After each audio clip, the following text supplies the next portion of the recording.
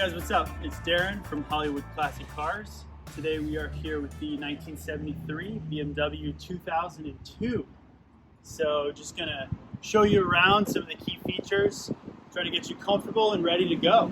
The first thing I want to point out over here is going to be the gas fill location, and this can tend to be a little bit problematic for people.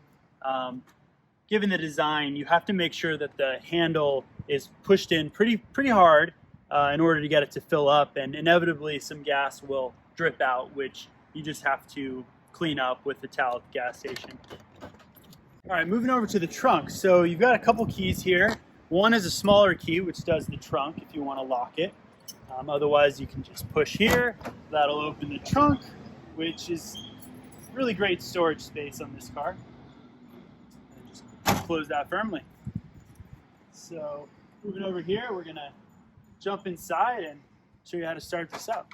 All right, so sitting down, if you want to adjust the driver's seat, this lever here will allow you to slide back and forth, and this lever, if you pull up on it, will allow you to tilt back or forward. So the bigger key here is the one we're going to use to start the car up.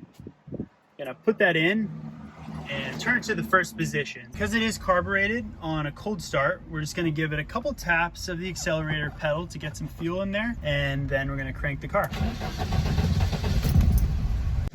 I just like to give it a few revs until it's warmed up. Usually only takes 15 seconds to 30 seconds to get the car warm. Starting up the car when it's already warm is pretty easy. You're just going to turn the key. Generally it starts up on the first time. So over here, to show you the door panel, you've got a interior door pull location there. You just squeeze that. You've obviously got the crank windows, and this is a cool feature here. These quarter windows, if you roll these open, gets a nice breeze in, ventilation on hot days. You can do both sides. And then up here, we've actually got a crank sunroof, which is a really cool feature.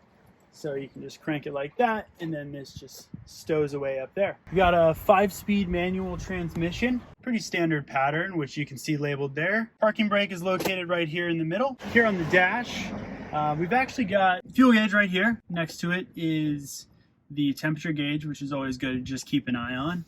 Down here, you've got on the right side, this is actually going to be your turn signals. Which is unique, different than most cars, located on the right. And if you push this, that'll operate the windshield wipers. Headlights are located right here. You're just gonna pull this out 2 clicks to put them on. And this switch on the left will operate the bright lights if you need those.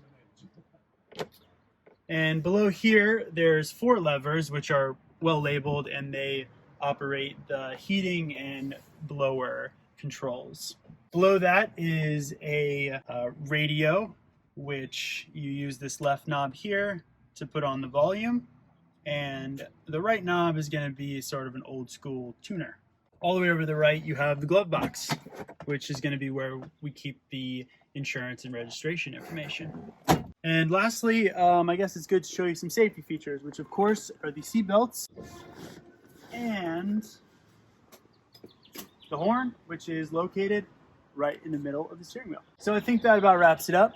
It's a really fun car. You'll really enjoy driving it. A lot of visibility and big windows. One thing to note is because of the color, sort of a light beige, sometimes it is hard for other cars to see you. So just be aware when driving, be a little defensive in case the car pulls out in front of you. That about covers it. So drive safe, have fun, and thanks a lot.